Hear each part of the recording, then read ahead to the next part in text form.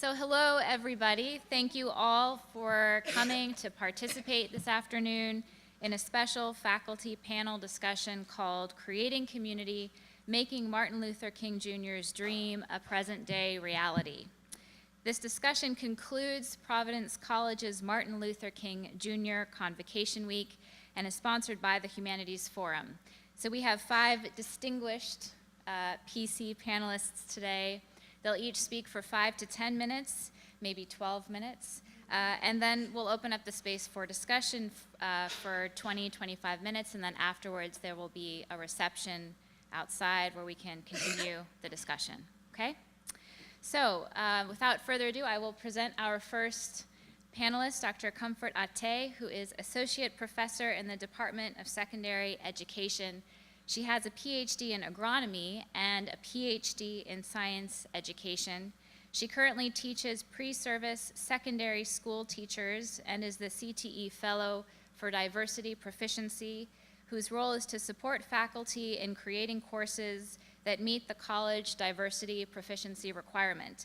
Dr. Ateh has 2 published books and another soon to be published. Please welcome Professor Ateh.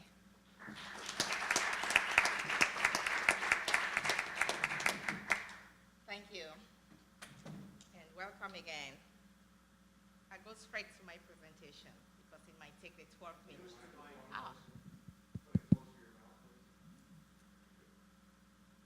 Testing? Is that okay? All right, good. Community is swamped with competing definitions. Some focus on community as a geographical area. Some focus on a group of people living in a particular place, and others look to community as an area of common life.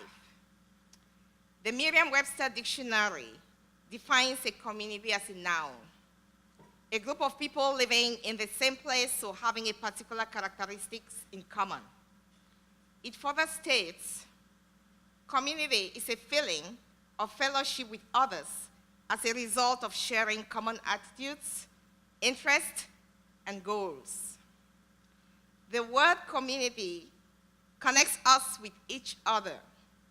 It is often added to the names of social innovations as a symbol of good intentions. For example, community hall, community church, community development, community center. The term community sounds so easy and simple for anyone to even imagine that it could be further simplified. No, the meaning is complex, which explains the insufficient understanding of its role in the lives of people in diverse societies. Community is not a place, it's not a building, it's not an organization.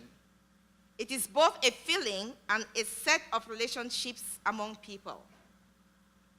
It is formed and maintained by people to meet common needs. Neighborhood, companies, schools, and places of faith are contexts and environments for these communities, but they are not communities themselves. Members of a community have a sense of trust, belonging, safety, and caring for each other. They have an individual and collective sense that they can, as part of that community, influence their environments and each other. MLK is not undermining the existence of multiple communities that represents our diversity. His realm of community looks beyond our small communities, bridging all with love to form a beloved community. In creating a beloved community, MLK stated that it will require a qualitative change in souls as well as a quantitative change in lives. He understood the essence of winning friendships of the opponent and stressed on justice without violence so men can live together as brothers in a community. He stated that only love can create and organize anything permanent.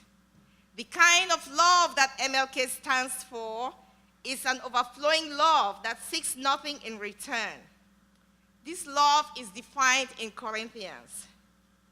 It is love that is patient, love that is kind, love that does not envy, does not boast, and is not proud. It does not dishonor others. It is not self-seeking and not easily angered. It keeps no record of wrong. It does not delight in evil, but rejoices with the truth. It always protects, trusts, hopes, and perseveres. It is love that never fails. I dare to ask, do you have this kind of love in you to be able to create a beloved community?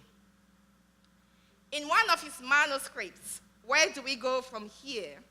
Chaos of Community, MLK laid out his thoughts, plans, and dreams for America's future, including the need for better jobs, higher wages, decent housing, quality education.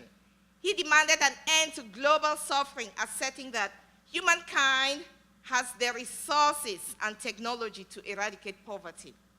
In my attempt to analyze present-day reality of creating a community, I am reminded of the parable of the Good Samaritan in MLK's writing on the strength to love.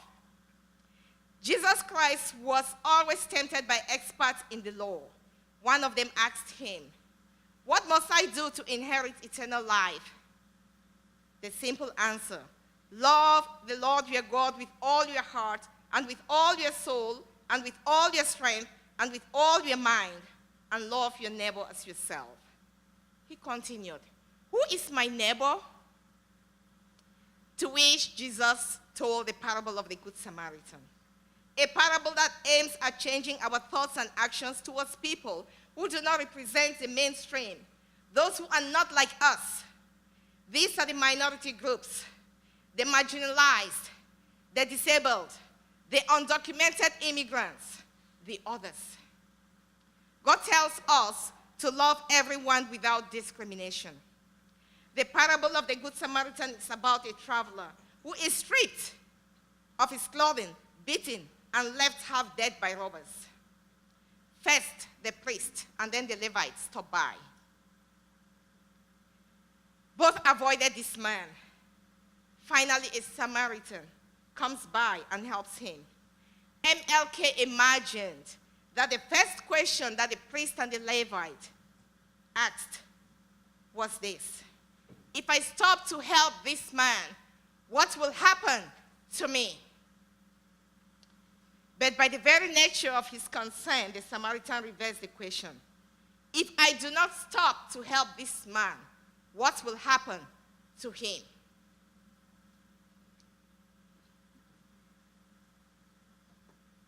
The Samaritan, on the other hand, is culturally different from the robbed man, yet he gave him the assistance. Who do you represent in this parable? According to this parable, love has no boundary, and anyone who has been beaten half dead and in need for assistance in your neighbor is your neighbor. This calls for pity from our deepest soul due to an emotion that we cannot control. It was the beginning of the school year, and an international graduate student got her son enrolled in an elementary school. This 5-year-old had just arrived from Africa in time for kindergarten. What a new and exciting experience for mom and son. At the end of the school day, the mom rushed to school as she was eager to hear his son's experience. He described what he had had for lunch. "Mom, I ate something that looks like a tree." Her mom chuckled and told him that what he ate was called broccoli. She continued to ask his son because she wanted to learn more about his experience. The little boy dropped his chin to his chest, and with a quiet voice, he said, "Mom, I wish I was white." As an African woman, I can only imagine the shock that went through this woman as she snapped, "What?" No, this was not coming from her 5-year-old boy. The first day of school, that was supposed to be an exciting experience. She quickly picked up courage as she looked into his eyes and painfully held back the tears in her own eyes. why do you want to be white? Her son looked into her eyes and said, because all the kids would not play with me. They say I am black. My next story is about a girl who was born in the United States by immigrant parents from Africa. At birth, she was given a special name, African name, Ngum, which embodied her grandmother, whose name was Ngum, and the situation during her birth that besieged her to flee from evil, represented by Free. Can you all just call that name? Ngum. How difficult was that? Anyways, microaggressions in the form of micro-insults kicked in as Ngum's classmates in high school made fun of her name. She was beaten half dead by micro-insults, and like the Jews in the parable of the Good Samaritan, needed help. Unlike the Jew was assisted by the Good Samaritan, Ngum managed to pull up herself by her own bootstrap by adopting an alias, an American name, Adriana, which she thought her classmates or schoolmates could connect to. She lost something in doing that, the beautiful African name, with so much meaning that her parents bestowed her at birth. These two stories, among others, contribute to my position on present-day community, alluded by MLK's vision. Little black boys and girls holding hands with little white boys and girls. Little black boys giving up their names so as to be able to hold hands. Little black girls giving up their names to be able to hold hands. Where is the beloved community envisioned in MLK's dream? Where is the authentic love? The boy who wanted to be white was my son, a BA in psychology and currently serving in the army, where I guess he is holding hands of everyone.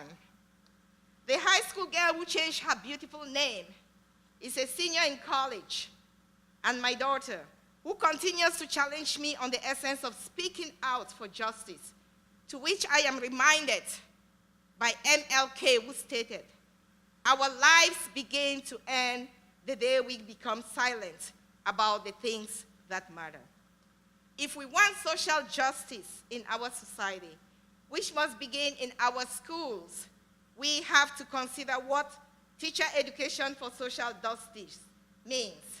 MLK stated, education without morals is like a ship without a compass, merely wandering nowhere.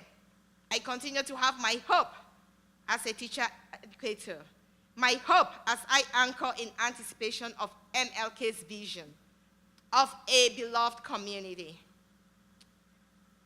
I continue to work in creating a beloved community. As a teacher educator, I continue to challenge my students in acquiring the skills and knowledge to enable them to foster social justice. What is your contribution towards a beloved community? Thank you.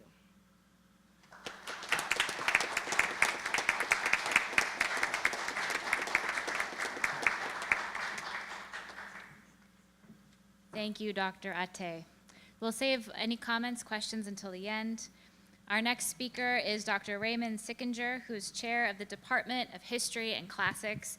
He's the former director of the Feinstein Institute for Public Service, was first chair of the Department of Public and Community Service Studies, and did a lot of other things.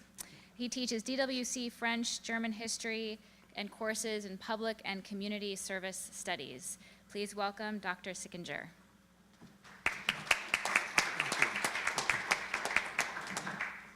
It might seem odd to say that I am what I am today because of Martin Luther King, but I'm going to demonstrate that in my comments, I hope. It's very interesting. August 28th of 1963 was the I Have a Dream speech. I was 14 years old at the time. There are times I'd like to go back to that, and there are times I'm glad I'm not back at that period in my life. But I was 14 years old. And I heard this vision of Martin Luther King. And it was a vision that struck very, very much to the deep parts of my soul at that point. And I followed Martin Luther King at that point. And I was particularly taken in 1968, 67, 68, because Martin Luther King's message began to turn much more directly to very real problems, problems that we still face today. Problems of poverty, racism, militarism. These were obstacles to the beloved community, and it resonated with me. I was in college at that point. I was here at Providence College. And it really resonated with me, so much so that I began to think about what can I do to try to change things. And one of the things I became involved in at that point because of Martin Luther King was the Vietnam War protest. I actually went to Washington, D.C. with 5 other students, and Dr. Pat McKay, whom some of you saw yesterday, received the award because of his involvement 50 years ago with starting the MLK Scholarship Program. He brought the 5 of us there in order to meet with congressmen, to voice our concerns. And one of the reasons I became involved in that is because Martin Luther King said, we were privileged in college. And there were many young people, white and black, less privileged than us, that were being drafted because of this. And I had a friend, in fact, who died of Agent Orange. He didn't go to college. Absolutely fabulous guitarist. And I worked with him a number of times in music. And Danny Tugas passed away. And I realized what Martin Luther King was saying was absolutely true. It was that initial involvement because of MLK that led me also to think of a deeper commitment to social justice. And so I joined the Society of St. Vincent de Paul, one of the largest Catholic lay organizations that helps those in need throughout the world. It's not just in the United States. Currently, we're in 153 countries worldwide. In joining the society, I realized very quickly how much Martin Luther King had in common with not only the Society of St. Vincent de Paul and the thoughts of its founder, Frederick Ozanam, but also Catholic social thought. Immediately, I realized, for example, he talked about the Good Samaritan, something that Comfort just mentioned a moment ago. And so did Ozanam. And both of them thought of the Good Samaritan in the same kind of way. Ozanam said, the Good Samaritan poured oil on the wounds of the person, but justice demanded that someone take a look at why that person was attacked in the first place. Martin Luther King said something almost exactly like that in his own comments. So I realized these two had a resonance with one another. For me, 10 years ago, visiting Atlanta for our St. Vincent de Paul National Conference was an important event in my life because I went to Martin Luther King's home, traveled a little farther down the street, went to the Center for Nonviolence, and then traveled down the end of the street and concluded with the Ebenezer Baptist Church. Each of those places seemed to me not just great historical monuments, but sacred places. And I renewed my commitment at that point to trying to do something more important, deeper. And this visit caused me to think more deeply about the connection between charity and justice, and to examine more closely not only my own thoughts, but the thoughts of the founder of the Society of St. Vincent de Paul, Frederick Ozanam. It got me increasingly interested in the idea of systemic change, where Martin Luther King was moving in 1968, realizing that it wasn't just a matter of charity, there was a matter of changing the systems that were in place that kept people down, that kept people in poverty, that kept people in inferior positions. And so for the past 8 years, I've been increasingly involved in systemic change efforts sponsored by the worldwide Vincentian family. I've been involved, for example, with reviewing and giving microfinance loans to people in Haiti who have done enormously wonderful things with those loans. We also have had a 93% repayment of those loans, those microloans. I've concentrated my research in the past 8 years on Frederick Ozanam, who was a precursor of modern Catholic social thought. And it's resulted in a biography published in June of this year on Frederick Ozanam. But it was that spark back in 1968 that has led me to where I am today.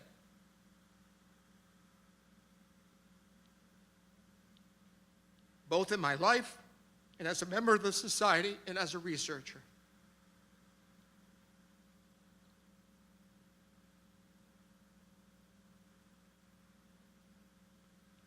We can idolize King. We can remember King. We can place him on a pedestal. But if we do not act to change our world as he gave his life to do, then these really only become meaningless remembrances that actually do injustice to the memory of this great leader. Thank you.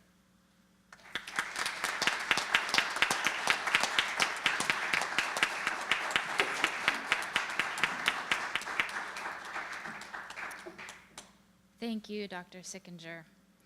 Our next speaker is Father Joseph Guido, who is Senior Staff Psychologist with the Personal Counseling Center and Assistant Professor in the Department of Psychology. He's interested in contemporary psychoanalytic and psychodynamic therapy, the psychology of trauma, and the role that religion and spirituality can play in coping with adverse experience. Please welcome Father Guido.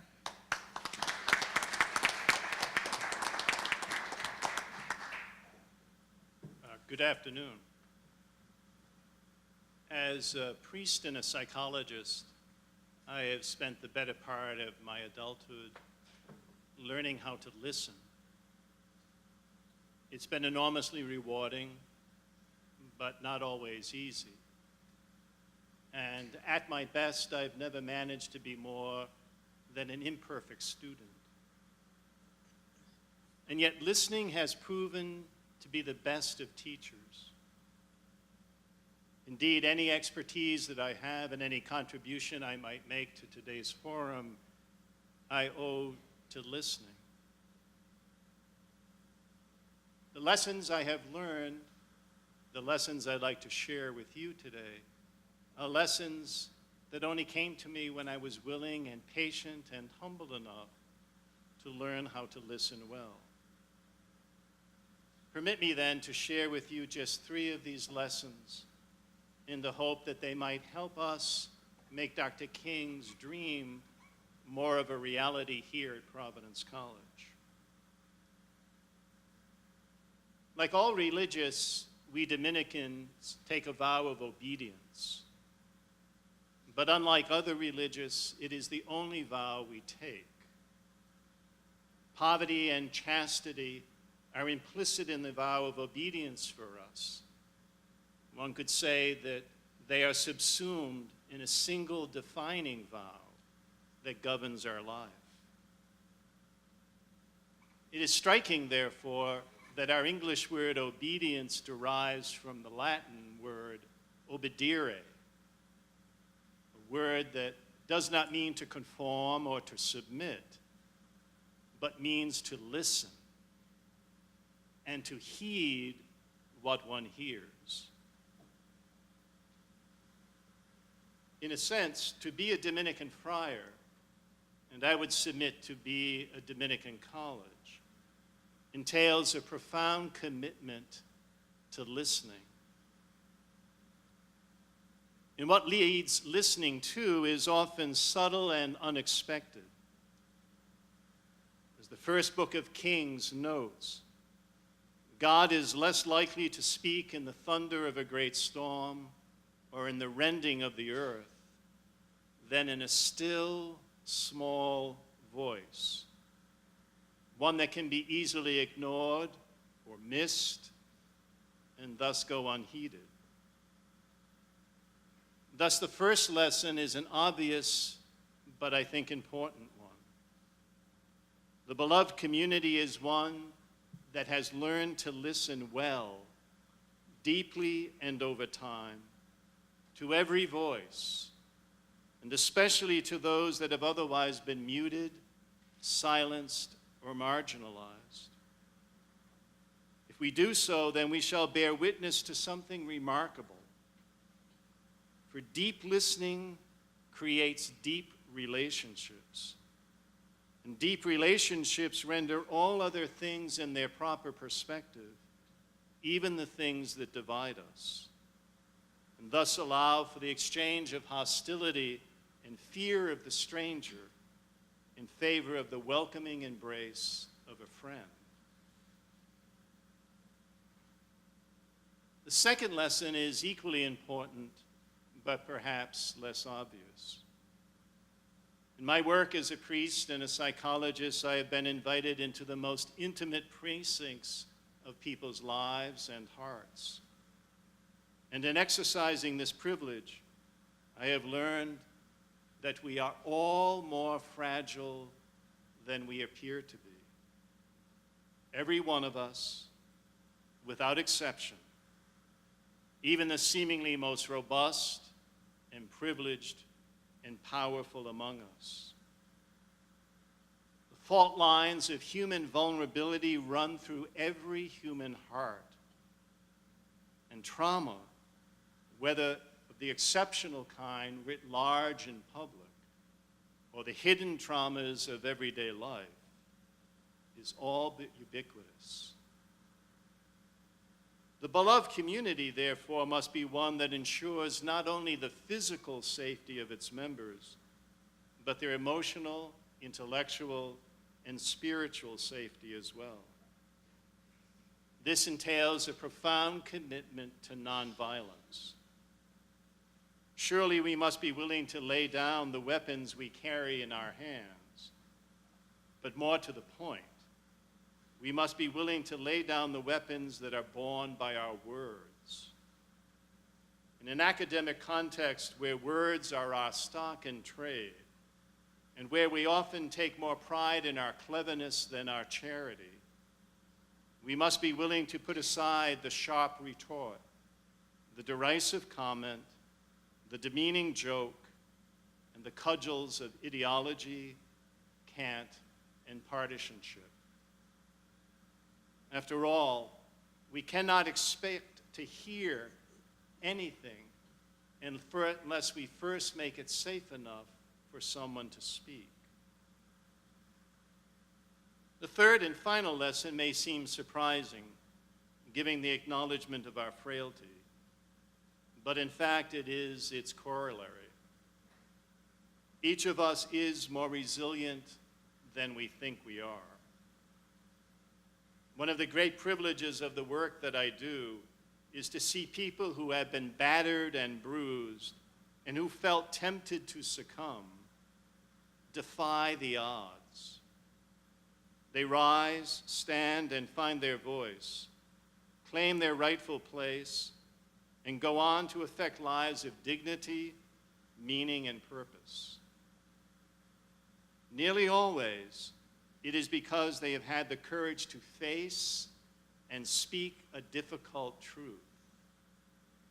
It is indeed true, as the gospel says, the truth can set you free. The beloved community, therefore, is one that is not afraid of the truth. Painful it may be to hear, disturbing and upsetting perhaps, certainly challenging. But the bracing quality of the truth, whether the truth of individual lives or that of races and ethnicities, or of marginalized peoples and groups, is an impetus to change and grow in needed directions. So too is the truth of faith. For it was not a secular calculus that inspired Dr. King's dream of the beloved community, but rather his deep Christian faith. And so it should be with us. If our aim is to make the beloved community a reality at Providence College, it should be because we are Catholic and Dominican, not in spite of it. One where all God's children are welcome and have intrinsic worth and dignity, and where the truth of the gospel challenges us all without exception. For our work is not yet done, and we remain pilgrims still. Sinners all, limited and imperfect, each of us, yet chosen beforehand to do the work until such time at journey's end, when we can rest, content that we have done the best we could, and when the beloved community of this good earth gives way to the peaceable kingdom of eternity. Thank you.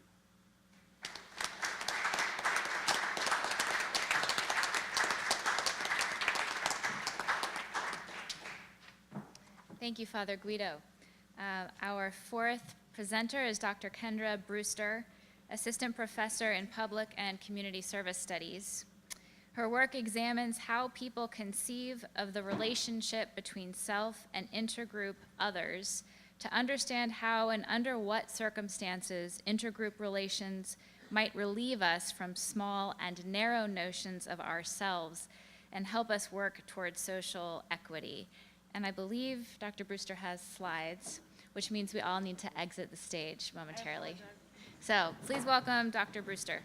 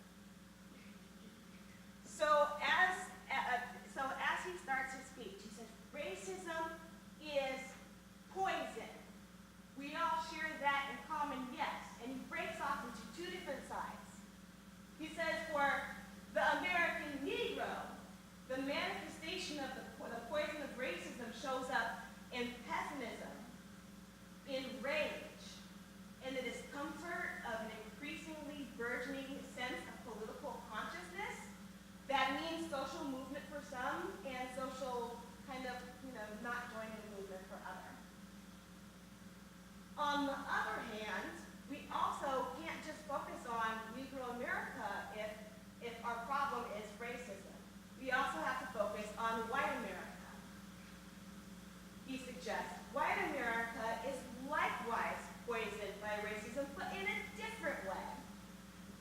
Poisoned by racism and by the manifestation of the denial of racism, the resistance to structural change, and the capacity to problematize people who are marginalized rather than the structures and the systems that marginalize them. So look, he does something really interesting here, and I hope that you can see it in the way that the shape is. Racism is poison. We're the same, right? Racism affects different people, differently positioned people in different ways, right? And then at the end, he comes back to this larger we, the we that is the collective of the United States society, suggesting we are all psychologically and socially imprisoned. That is a quote from the APA speech. Now, if you think about what do you do? And of course, in the context of the speech he's giving to the APA, and in the context of the question being, well, what are we supposed to do as psychologists? He starts to answer the question in a really interesting way, both explicitly and implicitly.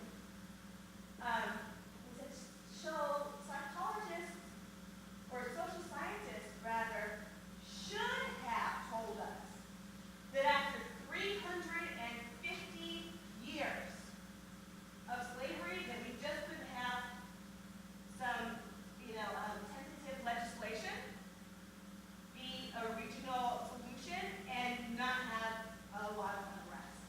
Psychologists should have stepped in at that point. It's cool, you guys did it, we're having this moment now. So he extends his answer through history, right?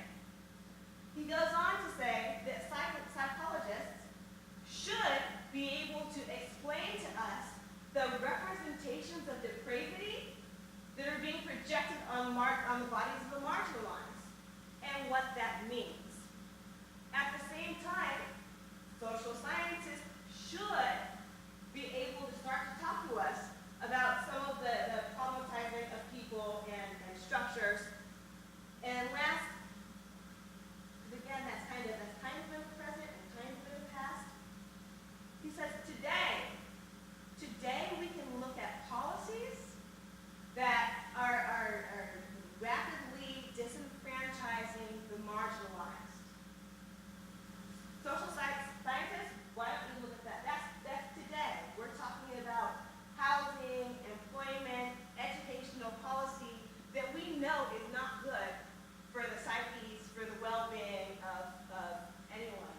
If you guys want to work on something, work on that. Clearly, as I said, he didn't say it just like that. That's some of the content.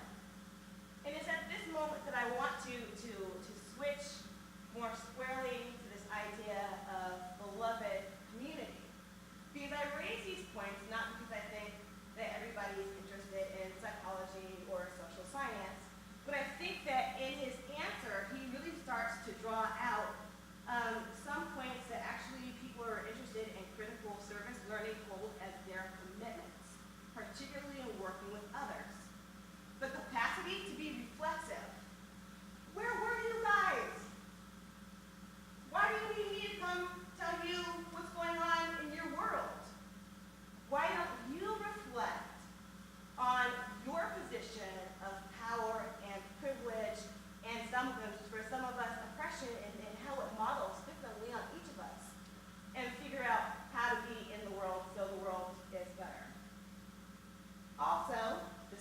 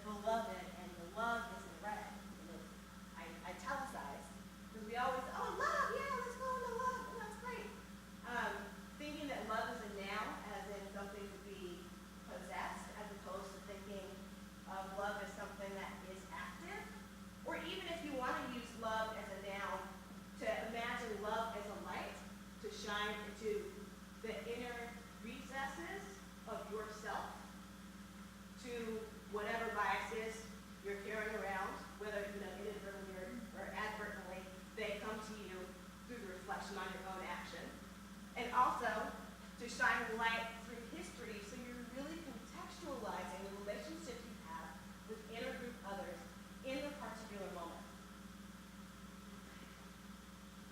I'm going to transition ever so shortly and as briefly as possible talk about the research that I was saying, that I was doing.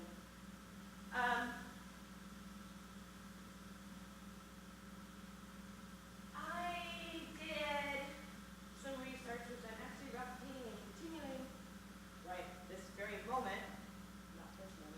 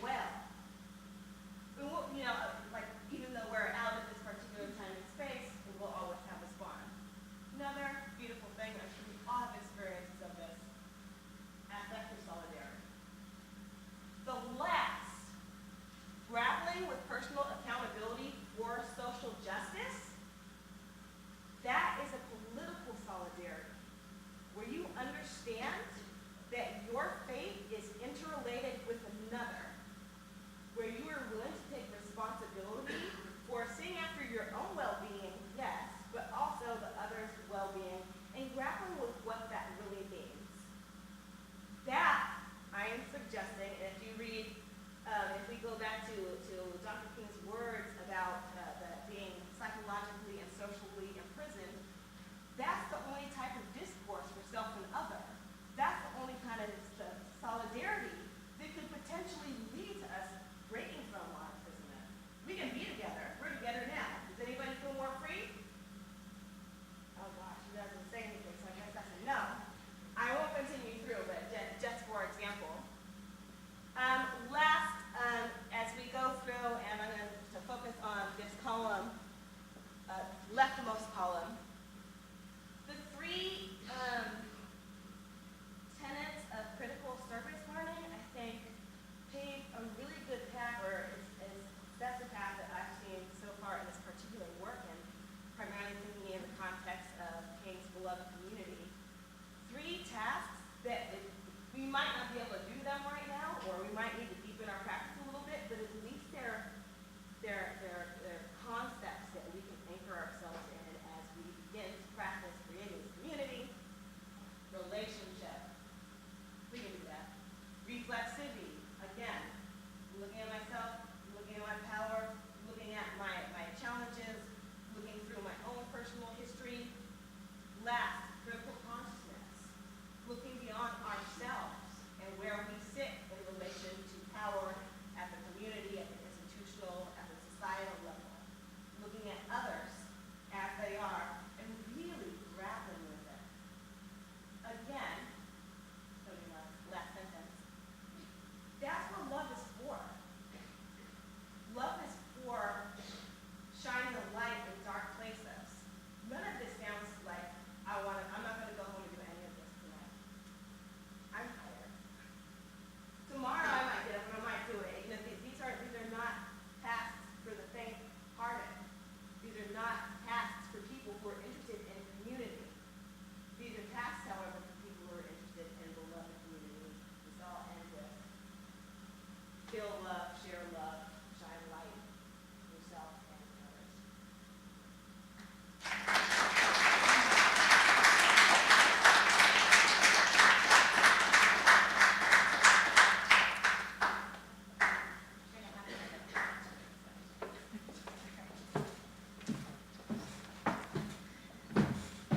Okay, thanks, Dr. Brewster. Our last panelist is Dr. Syed Mendoza. I'll wait for him to get up here. Assistant professor in the psychology department. Dr. Mendoza is a social psychologist whose area of expertise is intergroup bias. In particular, his research focuses on the implicit influence of racial and gender stereotypes on perception, attitudes, and behavior. Please welcome Dr. Mendoza.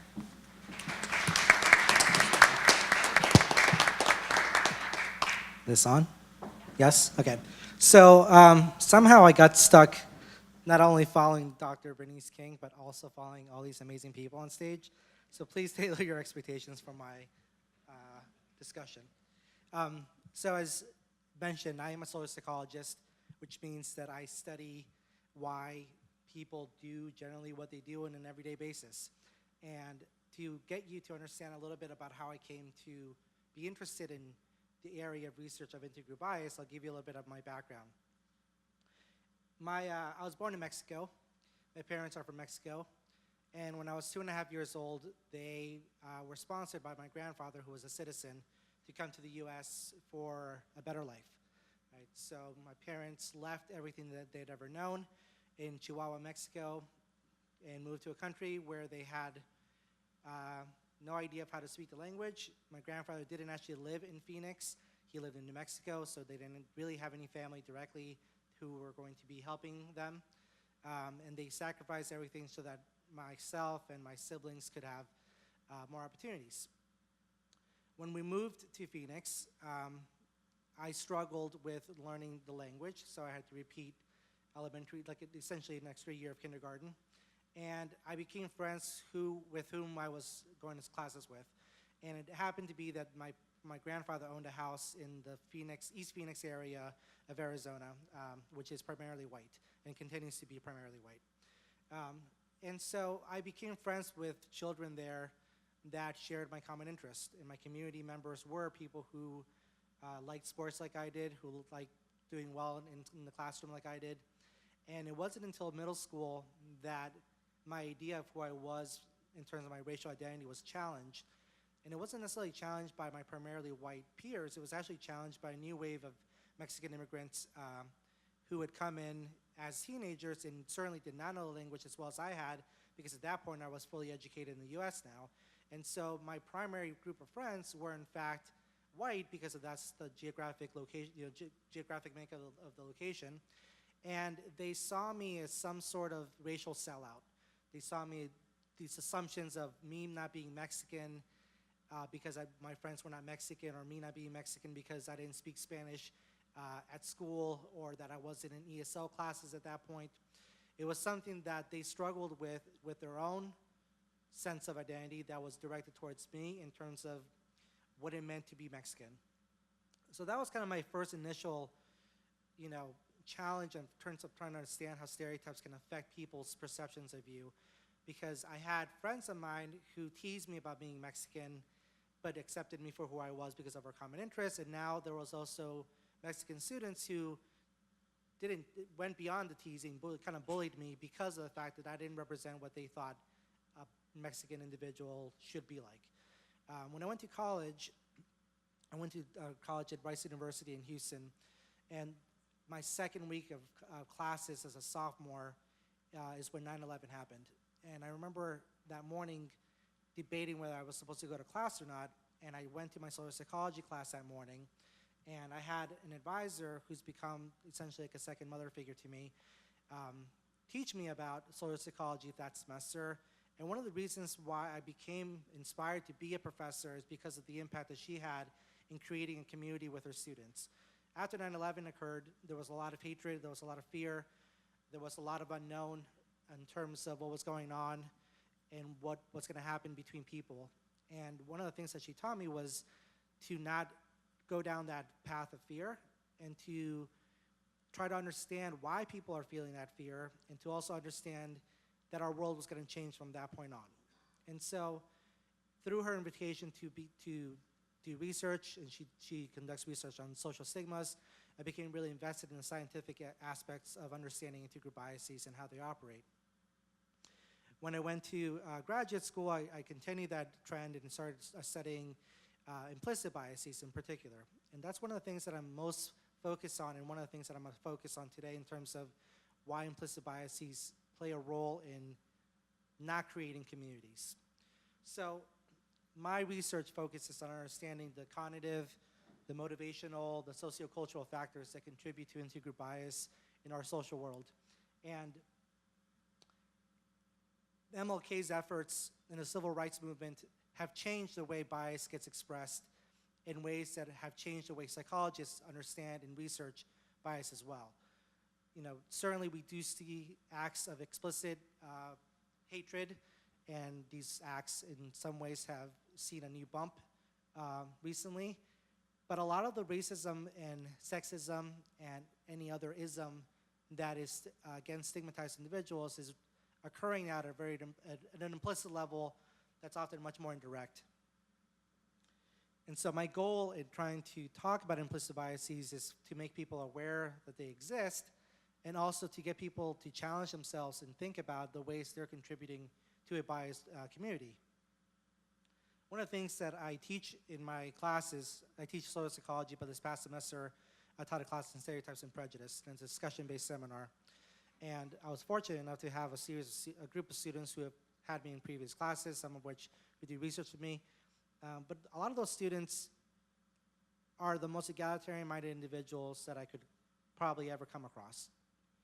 And yet they still felt over the course of the semester that the content and being forced to think about the ways in which they're not always egalitarian-minded challenged them and changed them, right? And so one of the things that I urge our community members of any skin color, of any gender identity, to reflect on is acknowledge that no matter how egalitarian-minded we might be, we're all susceptible to stereotyping effects. Right? Stereotypes are simply a byproduct of the way our brain organizes information, and we are not bad people for being susceptible to those stereotyping effects. We just are flawed human beings, and we need to accept that in order for us to be able to really form a community that I would say is grounded in respect, which ultimately can come to be a beloved community. Generally speaking, people don't have a problem when they're hypocritical to their own values. I mean, they feel guilty about it, they feel bad about themselves, but we hear about students, for example, who come to college who want to practice a life of abstinence, sexual abstinence, alcohol abstinence, and yet they recognize that on the weekend they might have slipped up on that, right? And they feel guilt and they're motivated to do something about it. Yet, as soon as people feel that someone has accused them of being biased at some level, it's something that they cannot tolerate the idea of that whatsoever, right? It shakes them to the core of who they think they are, and it's something they shut off and get defensive about. And I want us to kind of recognize that accusations of bias are not the same as accusations of being a hateful, bigoted-minded individual. It simply means that we are, passive members of our society that is constantly indoctrinating us with negative messages of people, especially people of color, that we are inevitably going to be influenced by. Right? I mean, if I were to ask you to raise your hand, if you've ever heard a rumor about someone that influenced your initial perception of them, how many of you think that this happened to you in your past? Right? All of us, many of us form friendships with people that we might have not had the best impression about because someone told us, oh, did you know that person, blah, blah, blah, blah, blah. Roommates in college often form assumptions about their soon-to-be roommates based on something they see on social media, right? And so we can acknowledge the fact that one piece of information can be exaggerated to bias our perception of someone, yet we have a really hard time admitting that a lifetime of social messages that promote negativity about certain groups, how can we not accept the fact that that would influence us at some level, right? I think once we acknowledge the fact that we are biased individuals by nature and that it doesn't make us bad people, then we can think about the way our biases affect the way we treat each other. And I think one of the things that I want us to consider as well is that we have a really hard time recognizing that our perceptions are our own realities. We have this idea that the way we see the world is truth, right? That our experience in our social world is factual, and we have a really hard time accepting the fact that someone else might have seen things differently. And those perceptions are influenced by their own experiences in the past. And I think without us being able to acknowledge that everyone's perception of things is equally valid, even if you don't agree with it, then it becomes really difficult for us to cross those boundaries of understanding. Right? And so what I want to close with, I guess, is to get us to recognize or appreciate the fact that without admitting that we're biased individuals, it's going to be really difficult for us to then be willing to perceive someone else's reality as true to them.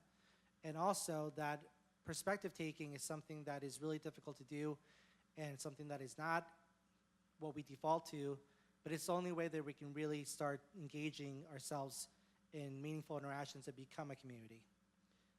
So I think that's all I'm going to close with. Thank you.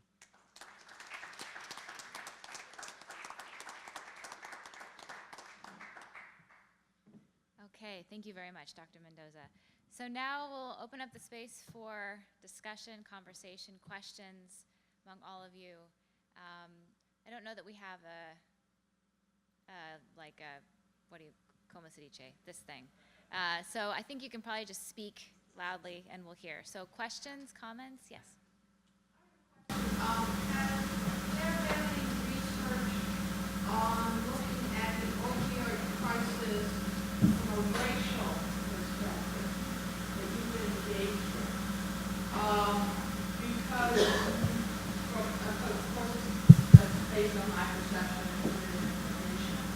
But the whole idea of drugs and drug addiction has markedly changed since the impact most recently on the white population. Before, as you pointed out, the issue of problematized people, not structure. The perception 30 years ago was it was more or less an unfortunate racial problem affecting more people of color more significantly. And even the Indian population, though there's something in their genes that makes alcoholism, makes them more susceptible to it. But now, what was considered addiction, because it affected more of the white population, is being redefined as not so much an addiction and a problem that was created by the individual to more of this is a disease, and stigmatizing less the person who is a addict. Do you see a gradual change from the perception in the opioid and the drug addiction from where it was in the 70s to where it is now, and how it's being communicated from a racial perspective? Has that been addressed? Sorry, Jackie. I just took some of that. I think you're totally right. It comes from being a criminalized thing, but it affects Black and brown people to a victimized situation when it relates to heritage. And in fact, from what I've read, and again, this may not be entirely accurate because I haven't studied it, but that racism has played a favorable factor for people of color because doctors are less inclined to give painkillers to people of color, thinking that they might sell it. They are more inclined to believe that people of color can endure pain better. And as a result, people of color are less impacted by this opioid crisis. They are being significantly impacted by the fact that with there not being enough heroin going around, that fentanyl is substituted. And so all of a sudden, they are seeing that they are impacted in the sense that they are now dying. But there's not that significant growth in drug addiction among people of color. It is among the white population. I see this as a classic situation, and I've not really seen it addressed or articulated from a academic perspective, but I think it's a classic.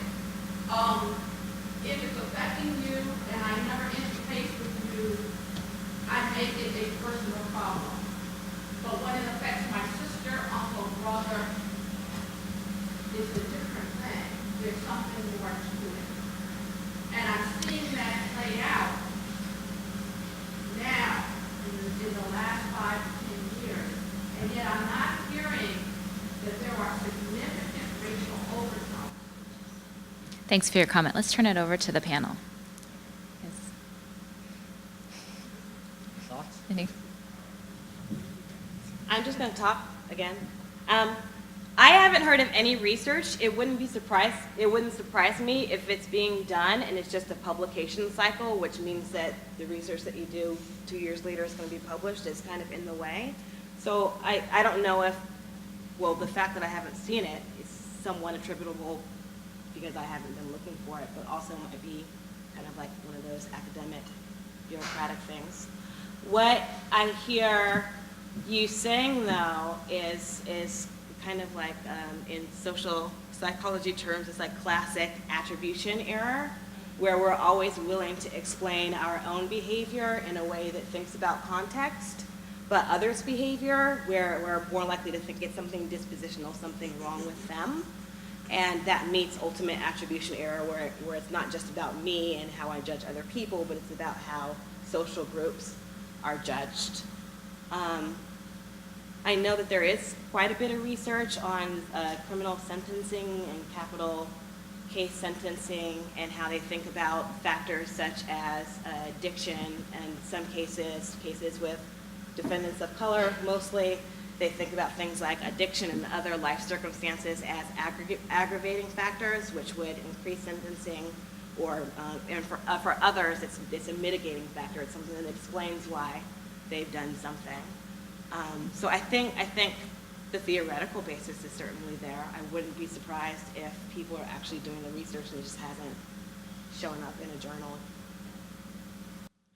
I'm going to add to that because I do think what you said in terms of the fundamental attribution error, there is considerable research showing that stereotypical behaviors are much more likely to be assumed to be dispositionally oriented rather than situationally. So speaking to your point, if we already have assumptions about people of color being drug abusers or being drug dealers, then it goes to follow that you would have assumptions that they're in those positions that they are because of what kind of people they are rather than because of the situations around them, right? We ignore the fact that drug dealing businesses might have been driven because they live in poverty in areas that have been historically, downtrodden. So we absolutely overlook the cultural context and the historical context of how individuals who do suffer these kinds of addictions have been victims of systems and victims of institutions, but it changes the way we perceive things once it affects people that we are more familiar with or we have more positive attributions about. So I think you're spot on in terms of your perception of things. And as you pointed out, there's a lot more research showing now that the medical field and doctors have not only these tendencies to treat patients differently, but a lot of it's occurring at an implicit level where they're not even consciously aware of the fact that their attitudes of people of color influence how they go about evaluating their particular cases. Just as an adjunct to that, several months ago in the New York Times, there were several op-ed pieces precisely on this issue. And one of the leading researchers currently on drug abuse is the first tenured African-American professor of psychology at Columbia University, who has a lot of very interesting things to say about the intersection of race, ethnicity, poverty, and drug abuse. His name is escaping me at the moment, but if you email me, I'll be happy to send you his website. Great. Are there questions, comments?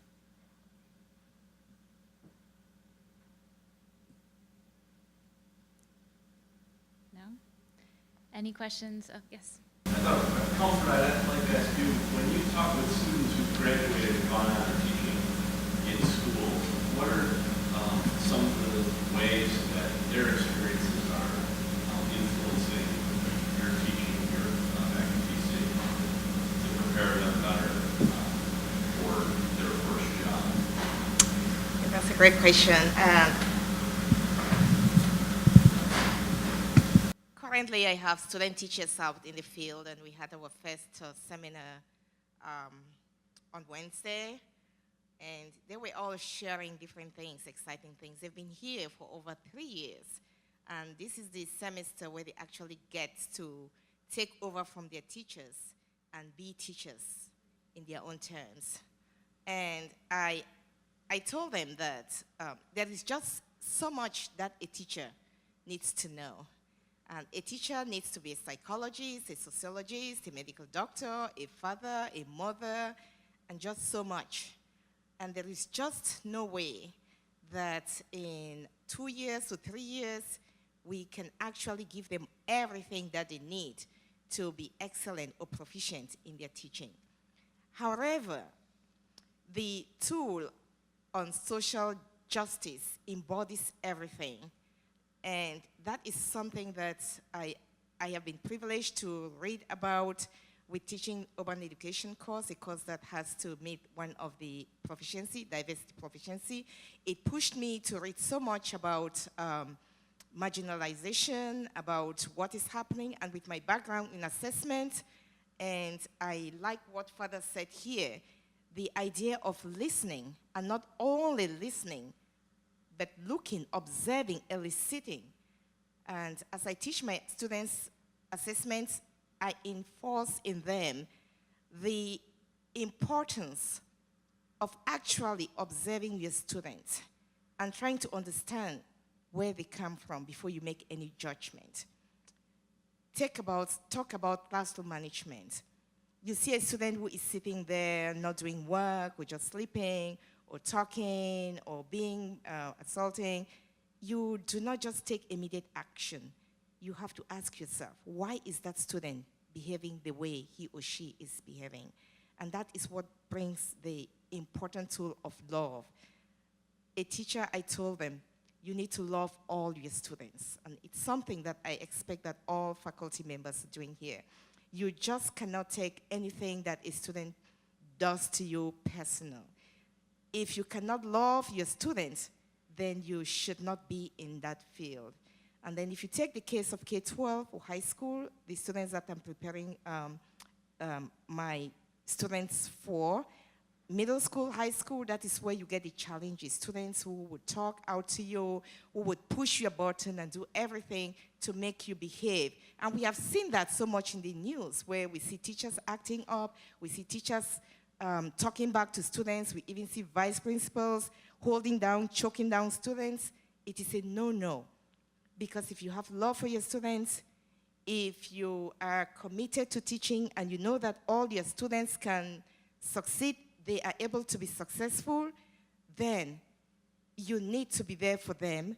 You need to find out how you need to get to them. And that is not something that I can say here, because students are different, where they come from, their backgrounds and everything, and that is a challenge. Teaching is not an easy job. If anyone sits here and thinks that teaching is easy, I tell you no, then you are not doing what is teaching, because teaching takes a lot. You need to be observant every second. You need to make judgments that are critical. You need to be good to your students.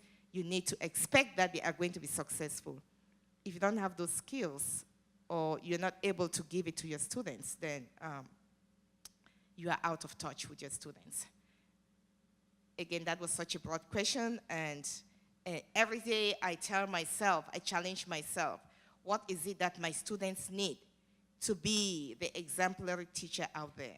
What is it that my students need to be that teacher in the classroom who is going to help students, who is going to help pick up students who are half-beaten in different ways in the classroom? You have to be that teacher. All right. I think we'll go ahead and end with that particular comment. So thank you all for being part of this discussion. Thank you all to our panelists for being part of this conversation.